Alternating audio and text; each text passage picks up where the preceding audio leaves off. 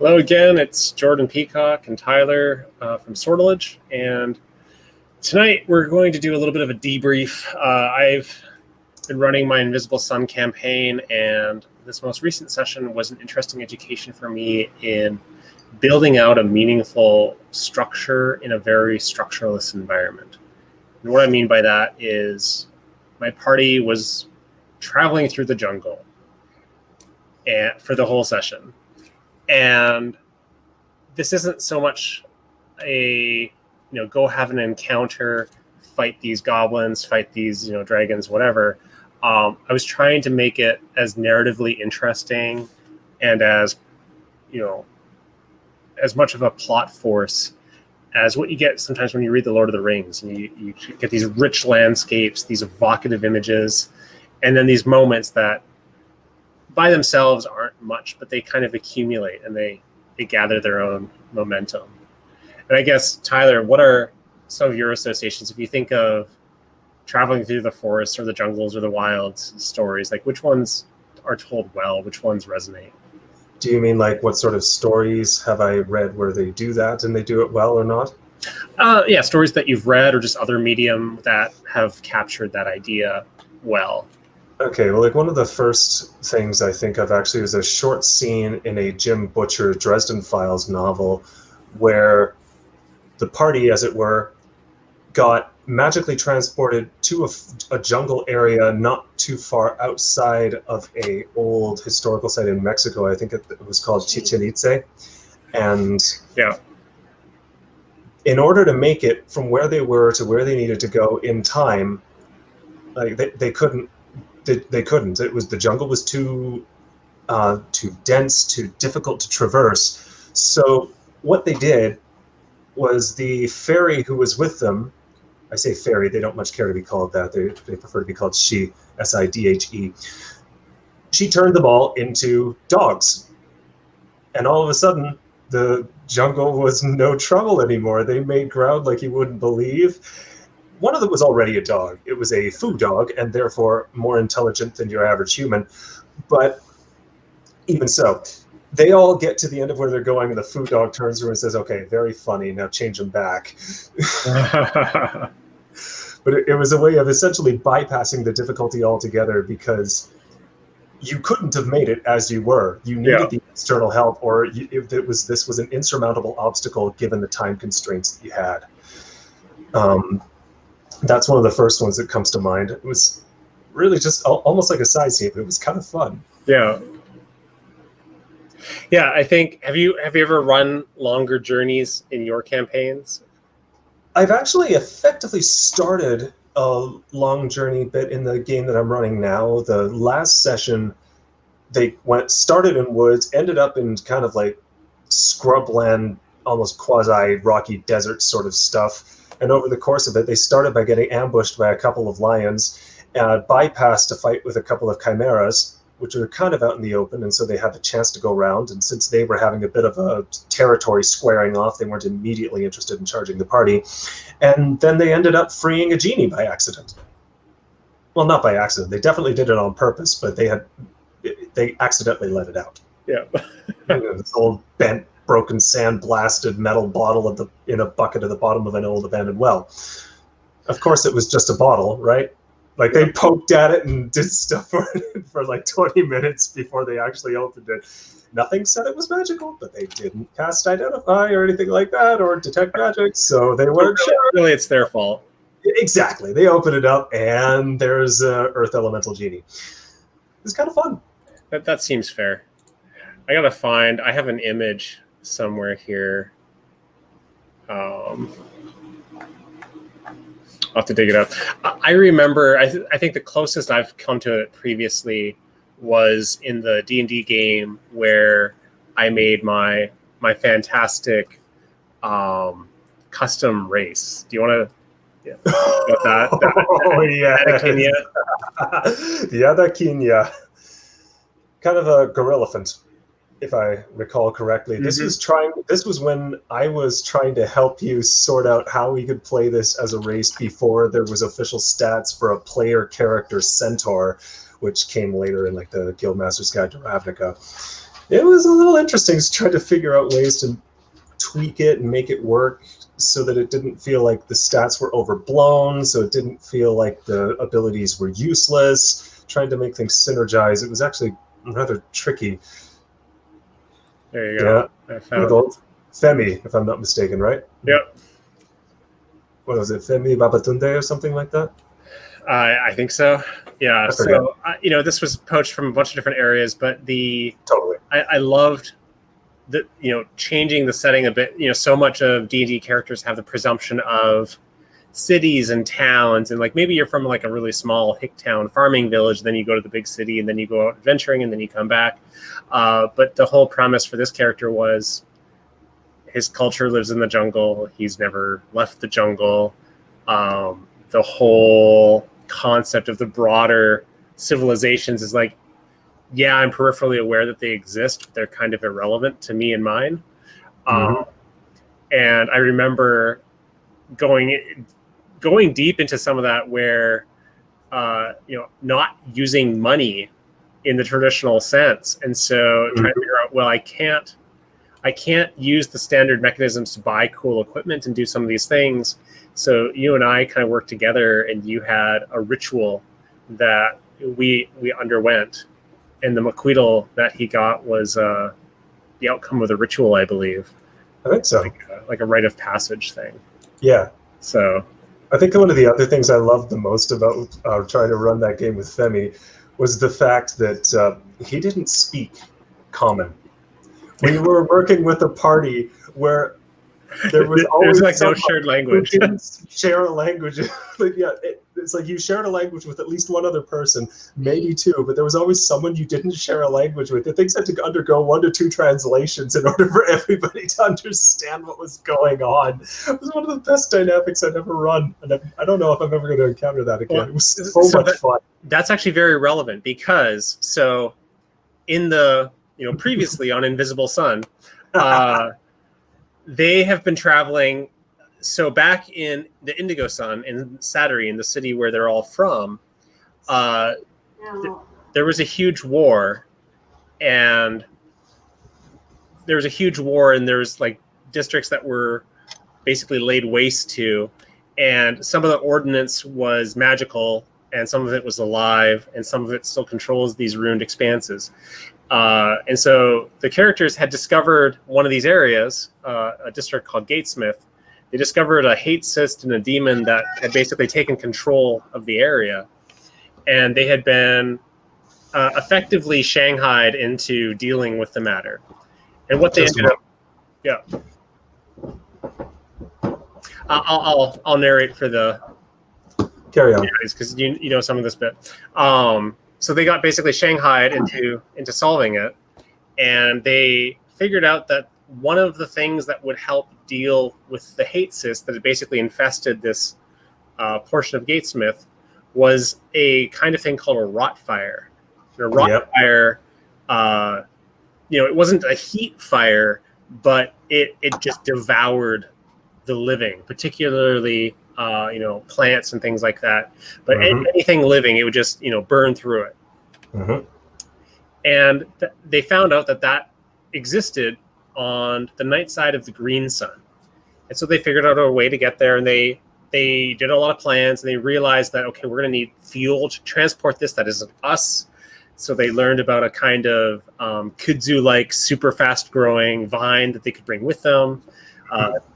Our character, who's a maker, created a contraption that had like a built-in light source and energy source to be like a greenhouse where you could have the fire and the Zhidek growing and kind of in this like equilibrium in order to transport it back.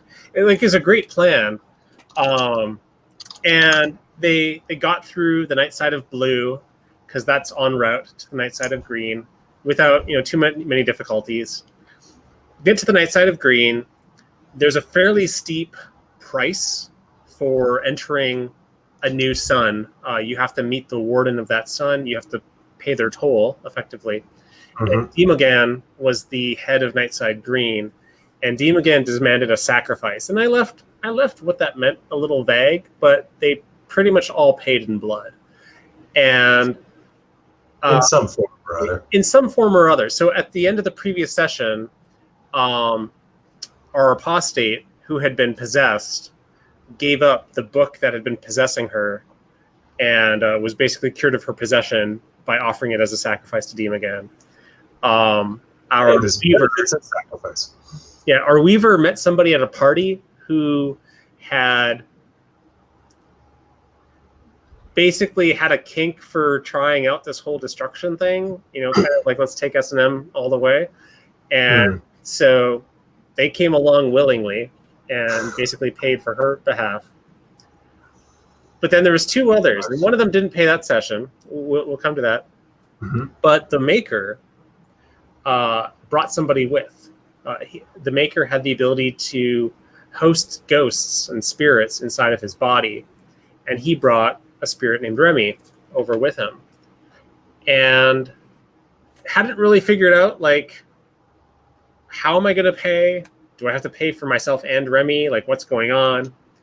But that night, they had a number of, you know, small events as they got oriented a little bit, started figuring out which direction to go, and they made camp.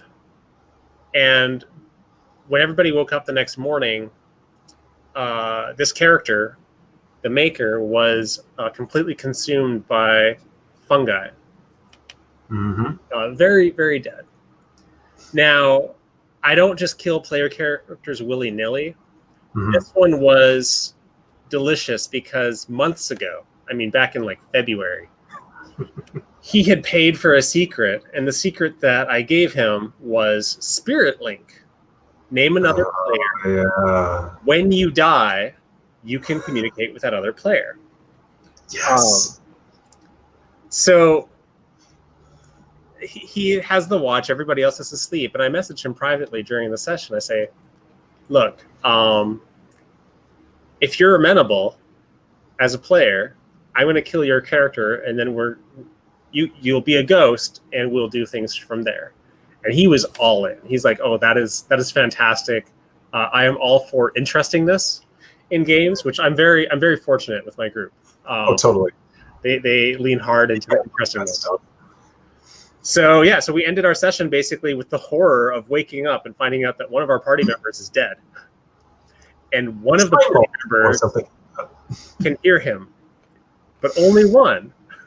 Nobody can see him, and only one party member can hear him. Yeah, that's not creepy at all. So, you know, we broke for that session, and I got him set up. We kind of like rejiggered his character sheet to highlight the ghost side of things, because none of his physical attributes are available. None of the physical pools are available.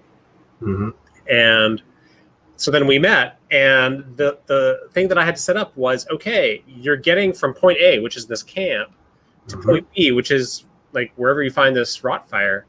How does that work? How do you figure that out? And what happens along the way? And I was, up until the day before, I was just drawing blanks. I was really struggling. And I started just kind of brainstorming on what are the cultural lodestones that I could lean on to do something interesting with this kind of journey. And there's a few that came to mind. One of them was Arkham Horror's Forgotten Age campaign. Is all sort of like Indiana Jones style. It has weird temples, but it has like long stretches through the jungle. It has an explore deck where you shuffle up the locations, and as you journey through the jungle, you're drawing different locations. And, you know, periodically getting bad encounters as you go as well. So I looked at that. I started thinking about Magic the Gathering has their land cards, and I stared looking at pictures of those to see if like any of them were such good evocative art on some of those things. I mean, come on. I mean, and depending on which set you get or that you draw from for the basic lands, it's going to be evocative in so many different varieties. Like a plains card, Plains, on one plane, Plane, is not going to look anything like another. A plains from Mirrodin, that world of metal, versus Theros, the world of Greek mythology, versus Zendikar, this adventure world that's like kind of like the Avatar movie. Well, that was the thing. So I landed on Alara and Zendikar. Yeah. Because Alara had the 3-color thing, and I realized that so the night side of each sun is kind of like the dark version of the day side. And so I was thinking about, like, in Alara, Naya and Jund felt to me like the day side, night side of Green, because Naya was green prominent with some red, some white. And it was like rampant growth, but, you know, huge gargantuan things, but, you know, vibrancy in life. And the night side was base red, but base red with black and green, and it's really all ferocity and the killer be killed. Exactly. And so the idea here is that death is central, as a intake into the life process. And so looking at, well, how can we lean into that? And already starting with the fungi consuming the character, it's like, okay, that's a great way to set the tone. The other fun thing with that is, you know, I sat down about a half hour before our session started properly, just to kind of go over the ghost rules with that player and to talk about a few other things. And we talked about spending acumen for leveling up ghost, because as a Vizsla, you have a little bit more control over that. And as a maker, like, so he's a maker, and his forte was provides a vessel for spirits. Right. As a ghost, neither of those things are really possible. That's true. So the question is what do we do with that? What I decided is there are provisions for changing your forte, but the idea is that, like, if it happens at all, it should only ever happen once for very significant reasons. I'd say being dead is a pretty significant reason. I felt like it counts. The other thing is that player, that character, had gone to Shadow, our world, briefly, recently, and come back. They were a nurse in Shadow. They came back during the coronavirus pandemic. They came back. There's a forte called Herald's Plagues. Oh gosh. Yes. And what's great about it is, so it's in the source book, The Nightside, which again is like, it's dark, but it doesn't have to be evil. And the way I described it is, like, I mean, you can lean into the evil bit if you want, but I was seeing it as kind of like a Silver Surfer type thing, where it's just like, you start to realize that everywhere I go, this shit keeps following me. Maybe at a certain point, I can start warning people and maybe helping, or at least, like, help them come to terms with it or something. So that was delightful, but also thinking about, okay, we're going to level you up to level 3, which is the Poltergeist, where you can begin to start to physically manifest a little bit, because I just wanted him to have at least some ability to not feel like he was not able to play, not able to do anything. If I can have a slight comparison there, it's not really the same way, but in a D&D game I was running, I had a player who for a while was playing a Kenku, and she's now playing a Centaur. The biggest thing that she's enjoying is the fact that she can just talk. She was enjoying the fact for a while that she got to copy other people's words all the time, but the sheer limitations of that were starting to wear on her after a while. It's like, I'd like to just be able to say what I want to say and not have to worry about whether I've heard someone say these words before. Yeah. It's nice to be able to take that limitation and go, okay, we're going to make this a little more workable now. And that's kind of like what you're doing here. It's like, look, you don't want to be so disconnected from such a fundamental part of this game that you feel like you're an outsider just watching the game happen to other people. Yeah. But so the idea was, and I've done this a number of other times before, where we basically said, okay, look, you will be a level 3 ghost. You know, you will have the Forte Herald's Plagues, but, like, you, the character, don't know those things yet, and you will have to discover those in game. And so it was kind of like, okay, by the end of this session, you will have done some rudimentary, like, physical manipulation of something, and we'll save that for a point of the game. And it came up deliciously. So, and to top it all off, you know, we have the soothe cards, which we talked about a little bit, and we should do, like, a full thing just on that. We'll save that. We should do it sometime, like, just construct something on stream. It's Hell fun. yeah. But the card that's in the Invisible Sun stays there until it's replaced on the next cycle. The card that we had ended up with on there was Savage Sword, which heralds all kinds of, red is enhanced, blue is diminished, death and warfare and what have you, which was really auspicious for, hey, we're about to journey through the Nightside jungle. So I love it. So given all that, they're like, well, we're not going to be stupid. We're gonna check everything. They had summoned a wall of water to protect their camp, and the Goetic summoned a kind of flying ribbon thing called Spindlerive to fly above the water and just make sure that there wasn't like an army of fungi waiting to attack them or other ferocious beasts. But it's all clear. The wall goes down. They get oriented. They pack everything up. They have this hexapod creature that all their camp supplies goes on and kind of follows them around. They named it Donkey, which I thought was delightful. Donkey! It could have been You Bastard, would have been the other good one. Yes! Ratchet reference. Love it. Yeah. But the very first thing, so the Goetic, his forte is converses with everything. And he can talk to plants. He can talk to animals. And he's the one who was helping orient them because the plants were kind of giving him guidance as to where the rotfire might be. Right. So he says, well, I'm going to reach down and grab some plants on the earth. And I asked if it was maybe a root or something like that. And he said, yes, to figure out where to go. He rolls some dice, and you can choose to roll additional dice on your tests. By default, just one, and then there's some secrets that unlock more than one. And the dice are called Sortilege, which my company was named Sortilege prior to any discovery of this. It was just fortuitous. But you roll an extra dice, but it's a different color than the normal dice. Okay. And it's the magic dice. So your normal dice is your normal dice. You succeed or fail. Magical dice are just, they're part of your success. So if any of those numbers, crosses the threshold, then that's a success. Sometimes you have a test that needs more than one success. So it'll always require magic in that case. If you have a magical lock, you cannot just pick it, because just picking it is a single dice and you need, 2 successes at least. Gotcha. But the magical dice, if you get a 0, because they're all D10s, if you get a 0, you get magical flux. Weird side effects happen. So he grabs the root. And we have a technical difficulty, which I assume fails with magical flux.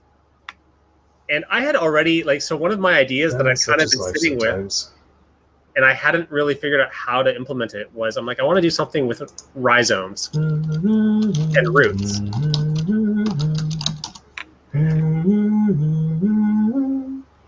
Probably shouldn't be doing that, but whatever. I wanted to do something with rhizomes and roots, and I wasn't sure what, and so I just kind of put that aside. But once he did that, and then when he failed and he got the flux, I looked up in the levels of effect, or levels of magical effect, basically, and I decided that the root transported him to another part of the plant about 3 miles away. So he's like, don't worry, guys, I'll get us oriented. And then just poof, he's gone.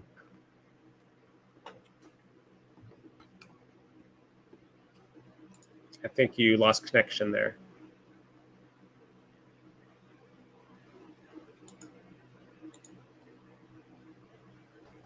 I hear someone again. There we go. Check 1, 2. Checking and connected. All right. Sorry about that. You were talking about magical flux when last I heard. Okay. Yeah. So he goes to grab the root, to talk to it, to figure out which way to go. Rolls for it, adds a sortilege, fails on both dice, and gets magical flux with the sortilege die. And so I had been thinking about I want to do something with roots or rhizomes or whatever, and I never actually figured out anything to do with it. But when he did that, I looked up in the levels of effect table and decided that the root teleports him to a different part of the plant about 3 miles away. So he's like, "Don't worry, guys. I'm gonna get directions." Grabs the root and just disappears. And Don't worry, guys. It'll be fine. Where did he go? So the two remaining players, because you have a fungi-ridden corpse and then nothing, are just like, what the fuck do we do? So good. And the ribbony thing that he had summoned was still there. So it starts like heading over trying to find him, and they decide to follow it because they're like, well, we have no idea where we're going. That makes sense. That's the best guess. So because I had used those magic references, I borrowed some creatures from Terratology and The Path and some of the Invisible Sun source books, but I built out some creature stat blocks as well using other creature ideas from things like Magic the Gathering, as well as the film Annihilation, and which has a very kind of surreal, creepy sci-fi vibe to it. So the Sprouting Thrynax card, I can't make the image big enough. Cool card at this point. It seems like Magic the Gathering is so many years away from Alara now. It just feels like a lifetime ago. It's basically like a giant crawling lizard with these spores growing out of its back that produce new creatures. For MTG fans, this was back when Send Triplets was a powerful mythic that you could play and expect to actually impact a game. This was prior. That was prior to that. Same cycle, I guess.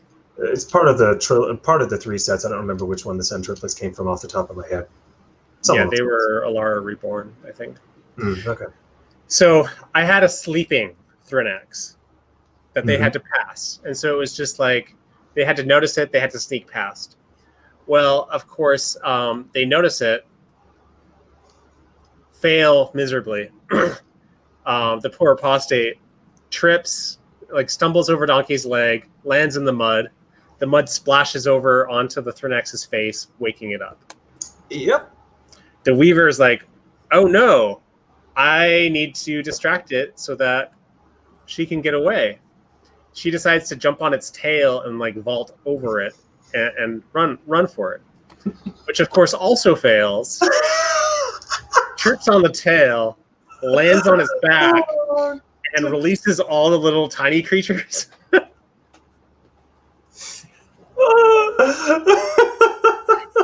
At which point they just run like hell. And it's been interesting talking to some other GMs who are very clearly much more combat forward than I am, because my players are just like, nope, I am noping out of here. Like, there is no way to say nope strong enough for this situation. I am opting out. I am taking the nope train to Nopesville. So, long story short, they end up getting reunited. Almost.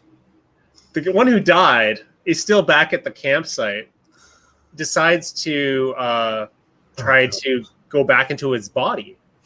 And I ended up giving him a despair for the fact that, like, he enters the body and, it feels like an old mildewed collapsing house, because effectively that's what it is now. And so it's like, yeah, you can technically possess this body, but the body's not going anywhere. And it's not very welcoming. And in fact, the fact that it's so familiar to you is really disturbing. So from there, I basically broke the story into a few structures where I thought of it in terms of where do I want them to end up? And I decided that moving through the layers of a jungle upwards would make for some really interesting scene changes, so it wouldn't feel like the same thing over and over again, and you could have different layers of the same ecosystem. Different layers of ground before you get to the place where you can start to go up. And then what does it mean to go up? What sort of things do you see when you get up there? Yeah, and so I ended up creating like 4 or 5 mini encounters, just scenes that didn't necessarily have to happen in the same order, or maybe you loop back around to some of them. But then there was a specific scene that was like the threshold, the crossing scene, that would Right. drive up to the next layer up. Okay. And so I had the forest floor, I had the understory, I had the canopy, and the canopy actually veers into, I like the idea in Zendikar of like the floating lands. And so my idea was that you basically had vegetation bridges that, these lands weren't disconnected. The land parts were just floating but tethered, as it were. Tethered, yeah, exactly. Yeah. And so the idea was that the Rotfire was up on one of these floating lands, and that they would have to get up there, slowly and surely. Okay. So this is a story time with Jordan a little bit. The couple other highlights. So I had set a presumed combat scene in like a haunted forest. I love how you said presumed combat, because it's like, I know my players. They might fight, they might not. I was fully expecting this to be a combat. 100%. It was going to be basically like harpies. They were scavenging from a corpse. The corpse was intended to kind of hint at the fact that the trees were very much not friendly. But of course, my players, they hear the sounds. They send a summoned creature to reconnoiter, and they're just like, oh, hell no, we are going to give this as wide of a berth as possible. So they wouldn't go anywhere near within range of these things. All right. But that same Goetic needs to get oriented and decides to ask the trees what to do. And the trees hate him. And that becomes very clear that they hate him. And it becomes very clear that they want to kill him. And so he decides to play some reverse psychology and describes his fear of the Rotfire and how he wants to avoid it, and ends up getting some pretty decent directions out of that. And they're like, well, great, we need to leave, because the others are noticing that the other trees are moving in and around them, and that this is not a place that you want to stick around. No, you are more mobile than these plants. Yeah. Make it an advantage. But I had it where the sap would paralyze you. So they try to leave, and he can't, because he's touching the tree to talk to it. Oh. And so they literally just pick him up, strap him to donkey, and just get out of Dodge. No. Yeah. Oh, so good. So the next scene they encountered was I borrowed the shimmer from Annihilation as kind of this weird prismatic, oil bubble thing that you just press through. It's just a threshold, but again, it created a lot more questions, and there was a lot of like trepidation and like, let's make sure that this is actually safe. And eventually, the Weaver went through with a rope so that they could pull her back in case all was not well. They saw I used the woolly Thoctor again from Alara, kind of charged through this thing the size of a house with giant horns. Mammoth on steroids sort of thing. Mammoth on steroids, yeah. But, ferocious and carnivorous, right?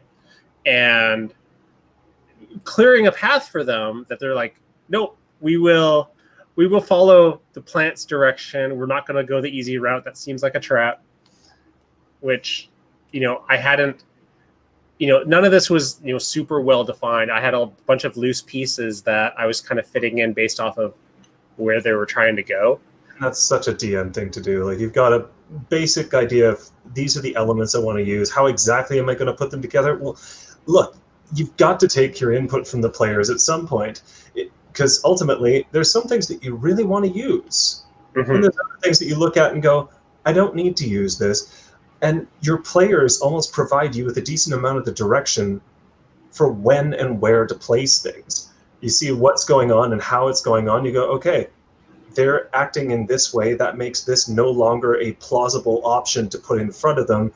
They're effectively circumventing this. This, however, is a plausible thing I can place in front of them pretty much anywhere. I'll still use this and we'll discard this one. Or this one will happen over here, and if for some reason they end up having to go back there, well, it'll be there waiting for them, but I'm not going to bet on that one anymore. That one's relegated to the sidelines.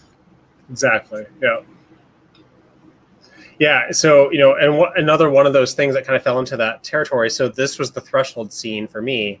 They ended up setting up camp on this little islet by a river, and they went up a little way. So they weren't like right on the forest floor. They were in kind of the low hanging branches, and they set up a watch. And the next morning, there's an entire herd of these zebras. They're kind of like giraffes, but they have foliage coming out of their necks. Okay. And intended to kind of signal safety, and again, illusion of. So, again, going with the Alara stuff, I had very Vyashnu influenced creatures just come in and start mauling these zebras. And I had the players get hailed from above to get up here to safety quick. And so they hustled up. And again, because nothing can go right, the Weaver, who is super athletic and has like a parkour weave, succeeded, but with magical flux. Oh no. And magical flux, again, this is just sheer GM candy. It's something weird goes off, and it's completely up to me what that is. So I will go for whatever's the most interesting. And one of the things that you can do is have an ephemera object go off. And ephemera objects are kind of like one-use magical objects, and the players have 2 to 4 of them. And some of them are actual physical objects, and then some of them are incantations that they meditate and they gain.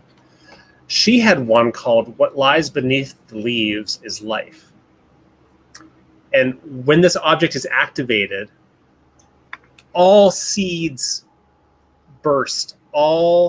It basically massively causes everything to seed, everything to burst, everything to grow. Children become adults. Like, it's just everything has this flourish of life. Okay. She does as they're climbing. So the trees, all of a sudden, berries and fruit and all of those Vyashno eggs down there suddenly became like full adults. Oh, it just becomes this feeding frenzy. It's like, it just becomes crazy. And so they get up there and just scramble up, because now it's just mad panic for the top. And they get to meet one of the tenders. And I love the phrasing of that, tender, the kind of pun with that for the Nightside Green, something that's so much about the devouring of life. But I made this character. I named him Joba. I made him a Lorum. And Lorums are basically like shepherds of ghost animals. Mm-hmm. And so my idea was he was basically there to shepherd the spirits of the soon-to-be massacred zebras. Perhaps now there was a few more than he might have expected.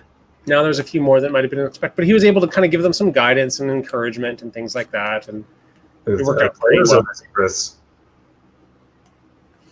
So, and by changing the scenes now to an elevation, you have a different set of difficulties. So now they were tying ropes to each other and falling out of trees, or trying to. I'm almost certain the idea of the falling out of trees is probably not intentional. That was not intentional, and thankfully Donkey is heavy and was at the back, so sometimes that was necessary. That was what saved them from tanking everybody with them. At most we had 2 people, but at one point when the Goetic was feeling shaky, that's when the ghost's physicality materialized, and he tried to support him. Okay. And the Goetic just about died from fright. He had no idea what was going on, just terrified, clinging to the ground. Because the Goetic isn't the one this guy can speak to, is it? Correct. Yeah, no, it's the Weaver. Oh, no. Did the Weaver manage to give him any encouragement about what was happening? Or? Eventually it was sorted out, but not after there was... Still utterly creeped out, but just someone else going and doing the equivalent of talking him down from the edge, as it were. Correct. Yeah. On a tree branch. And it didn't help either that the Goetic was the one who noticed that they seemed to be. It seemed like they were being hunted by kind of like a floral jaguar of some kind. Oh, Avaranus is the name of the animal in teratology. And so he notices this several times, that they're being followed, and that it's keeping space. It's clearly waiting for an opportunity. Mm-hmm. And so eventually, when they get to the point where the one other thing that they see, that huge woolly thopter that they saw charging past and knocking over trees and things like that. Well, they find up in the understory a mellified carcass of one of these things, like just this giant dead body full of honey. That was, again, supposed to be a combat encounter and also a provisioning opportunity. Yeah. And they're just like, that's a lot of food that's going to attract something that we do not want to be present to meet. For those who aren't familiar with the word, mellify means to embalm in honey. Yes. This is not a commonly used word, but so it probably merits some definition. Well, and this was, there's a metal band called Earth, and what's the name of their album? It's The Bees Made Honey in the Lion's Skull, which, if I'm remembering correctly, was a Samson reference. Samson that is story. Exactly correct. Out of the strong, something to eat. Out of the eater, something to eat. Out of the strong, something sweet. If I'm not mistaken. Yeah, so that was very much where I was pulling that reference from. And I had this whole mall shore, which is a school of hand-sized iridescent bears that fly through the air. And they are attracted to honey, but will eat anything. I was really hoping to deploy those, and that didn't happen, because rightfully they're just like, we have a mission, and everything here is trying to kill us. We don't need to make it. The players managed to make avoiding combat a really thrilling encounter. Well, and that's the thing. It's like, how they're doing it. It seems to work for them, and I'm quite happy for that.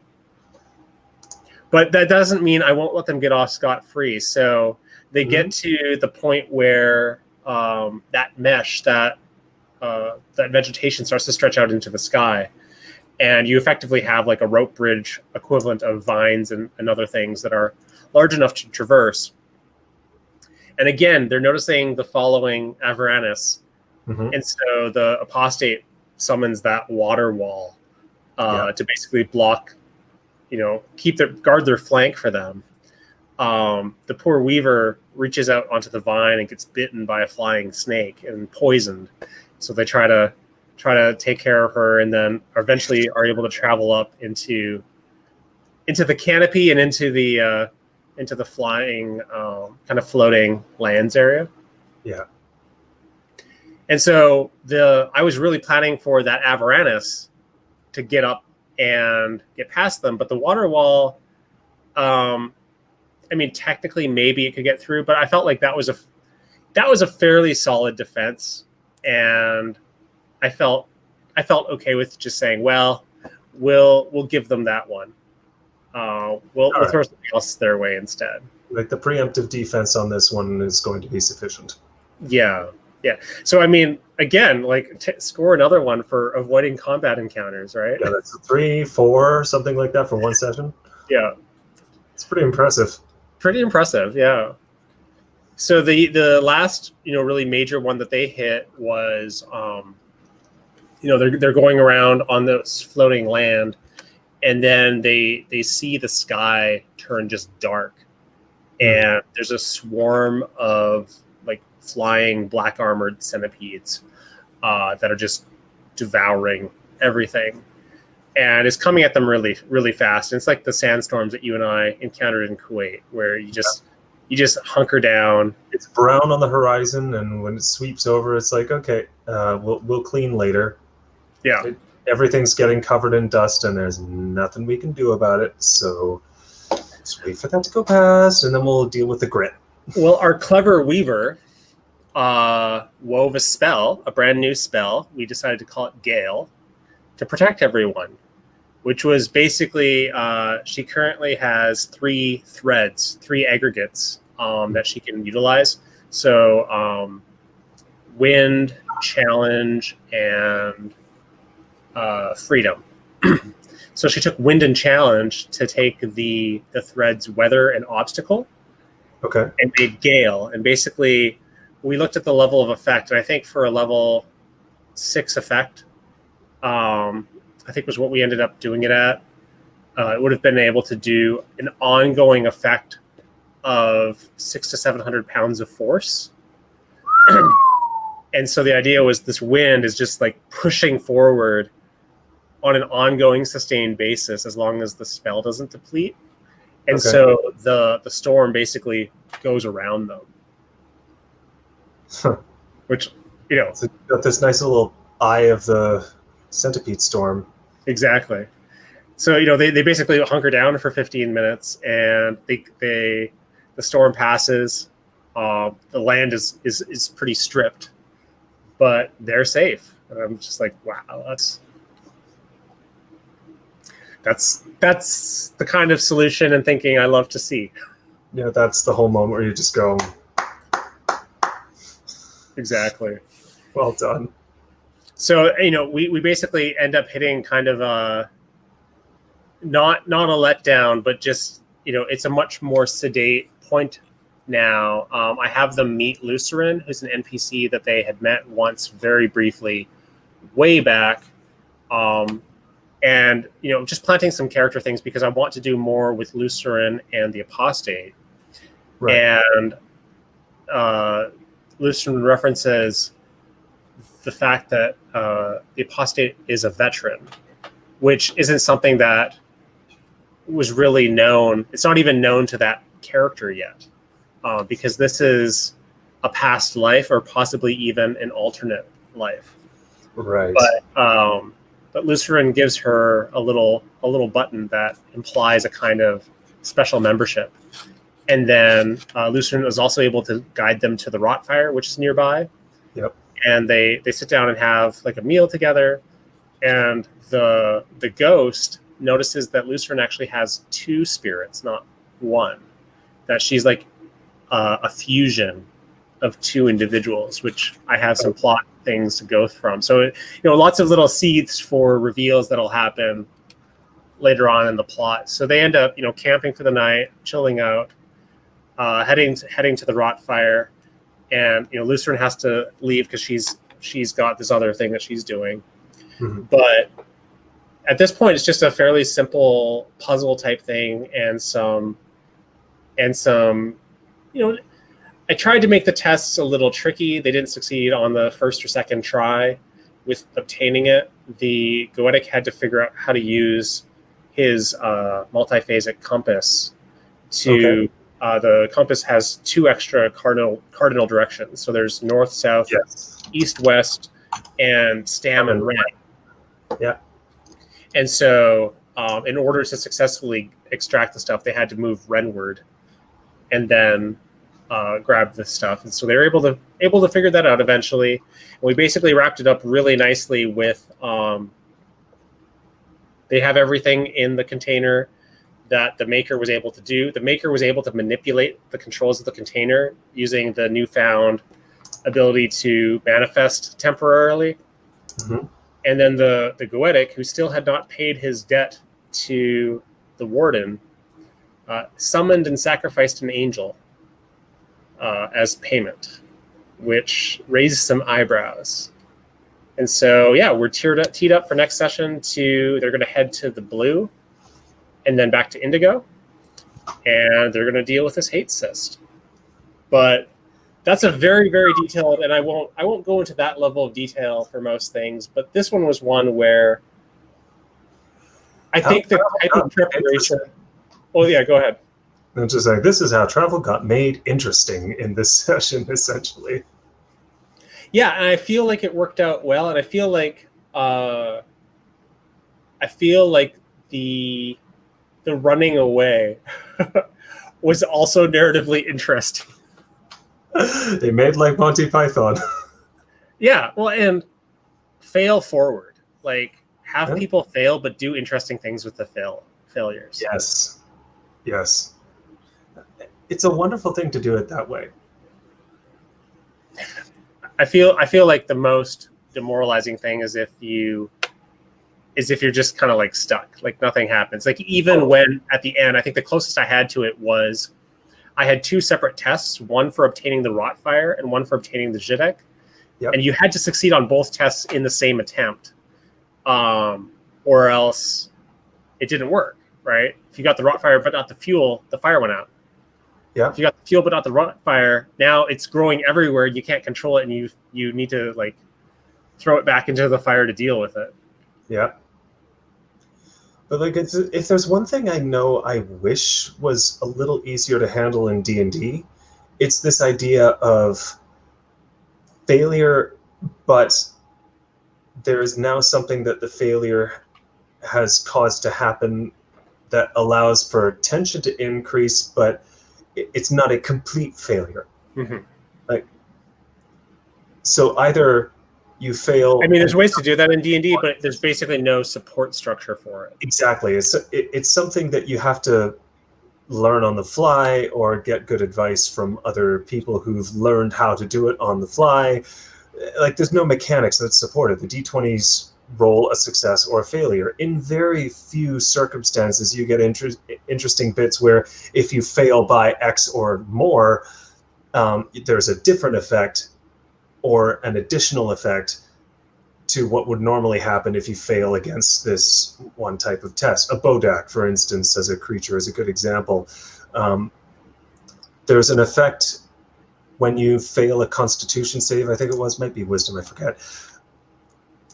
And it's not great. But if you fail by 5 or more, you just drop to 0 hit points. Right then, right there, you are out. Doesn't matter what you were at, you're out. So, like, those are neat effects. I wish there were more of them. Yeah. Baked into how things work, right? Like, you want to have someone make an athletics check to traverse this gap or something like that. Well, how much they fail? Is the DC 15? Okay, well, maybe they hit a 14. It's technically a failure. So, but now you have to apply your own ideas of, okay, so you've missed the edge, but you've managed to catch a bit of an outcropping a little further down. Now you've got to get up from there to the top. Mm-hmm. You roll again. If you fail now, the thing you're holding is starting to break. You're running out of chances here. It's like, yeah. That's the sort of mental exercise as a game master you have to do there. I wish there was more mechanics that helped out with that. Does Invisible Sun have anything like that?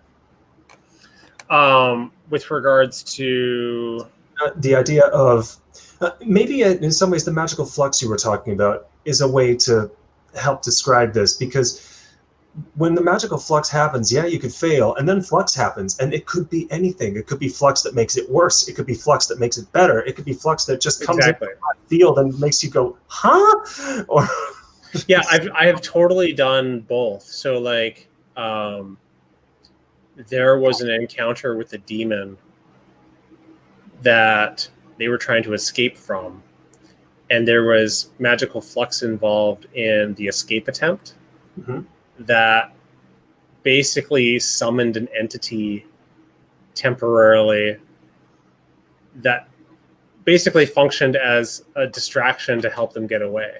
And the only reason I gave it to them was because it's like, well, this will buy you enough time to have a chance. And this is the whole fail forward sort of thing. Yeah. And so that was the positive one, but then, similarly, going with the, teleporting the Goetic when he tried to converse with the root, or having the ephemera object go off. Like, I didn't have plans for either of those, but at the same time, like, I had thought about, a range of possible things that I wanted to do. So I had thought about the root systems as like, this is a tool in my toolbox that I don't know how to use or whether I'll use it, but like I'm aware of its existence.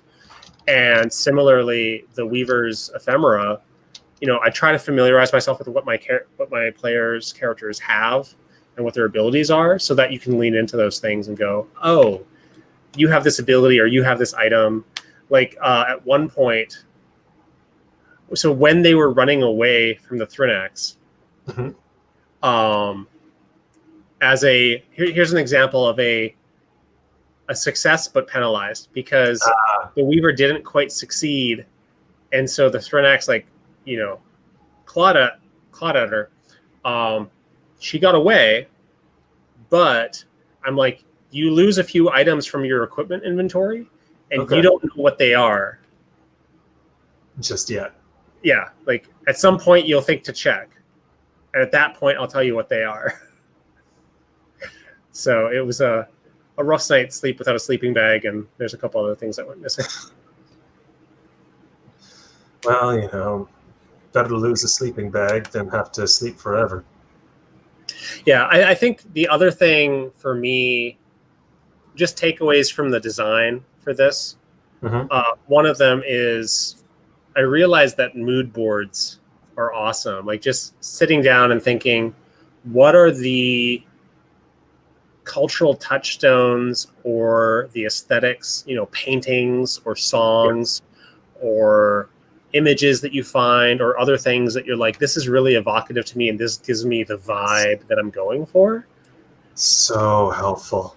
Honestly, they say the phrase "a picture's worth 1,000 words" as a game master is exactly correct, because if you see the right picture, it'll inspire the 1,000 words you need to tell it without the picture. Yeah. Well, and it gives you a sense too of like, what can I mash up? Like maybe I can take these elements from these two different things and blend them together in something kind of intriguing in a new way that doesn't feel just immediately derivative.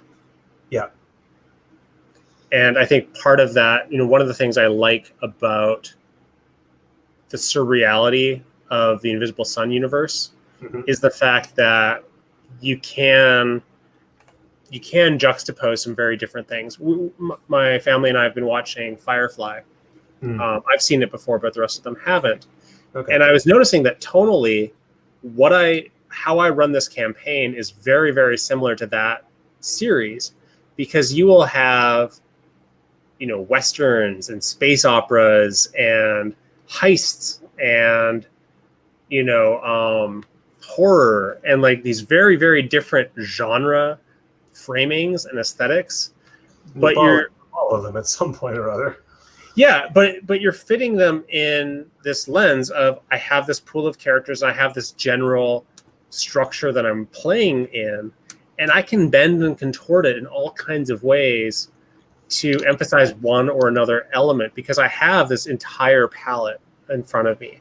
I don't have to use the whole thing every time. Okay. Any last thoughts from you on what you expected, or you've seen some of the early drafts of some of this, so I'm curious as to what was different or surprising to you going from draft to implementation. I think the thing that surprised me the most was simply hearing about the number of times they managed to get away. It is impressive in the extreme, because we're talking about things that are either good hunters or angry things that had something to lash out at and weren't likely to just walk away from. I mean, it's been kind of impressive. But I think the other thing I like the most is the idea that there are localized patches of interest all over the place. It's not all the same all over the place, and yet the palette seems relatively consistent. Even though none of these encounters you've described have been really something you could look at and go, yeah, I'd guess this from here. The feel of all of them has been such that when you describe the next scene, I'm going, okay, yeah, I could see that fitting. Yeah, there was a mellified corpse a while after you dealt with this fungus-backed lizard. Yeah, there was that bit of rot that, or fungus that transported the guy, and now you have trees trying to kill you. Yeah, there's motifs that recur, Hmm. and I think part of that too, like for better and worse, like one of the things that I think is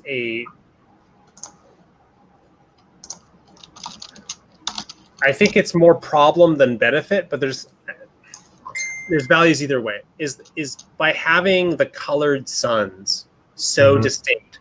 I think one of the challenges is you, and they're not very well fleshed out in some of the source books. I mean, they have pockets of things. You might have like specific locations that are really well fleshed out and like specific characters and things like that. But part of the challenge is that because so many of the things that are described in the books are emphasizing the most prominent facet of that environment. You say, okay, the red, like the red. In that, what do you do for the extra bits? Well, what do you do for the extra bits, and how do you make it not monotonous? Yes. To just be like, oh, there's just this like one note location. It's this entire world that like is only striking this one note, and so you have to figure out like what that one note isn't. It's not the most prominent part of the mix. It's like buried in there. It's like that. It's like those songs where you just have like that one note that's hitting over and over again, and everything else is moving around it. On, yeah. Maybe it's changing keys. Maybe it's doing other things like that. And so you have to get a sense of what's that through line, and then how far can I move from it and stay coherent, stay with it. As a jazz musician, you're probably registering with some of this. Oh, totally. Like, it's one of the best things you can do in jazz when you've got complicated chord progressions going on is find the common tones so your line doesn't have to move around so much. And the fact that the setting around you is constantly changing gives you a chance to sound like your simple line is doing a lot more than it would in a vacuum, because it's that simple line in a changing context. Yeah, exactly. Well, so I guess in sum, from my perspective, I came out of this feeling a little bit more confident. I think I was definitely flailing with this until I was able to find a way of consolidating some of these, cultural references that I had, experienced before. I just hadn't really thought about relying on them the way that I did. And so that helped immensely. And all of a sudden at that point, then you have too much to use.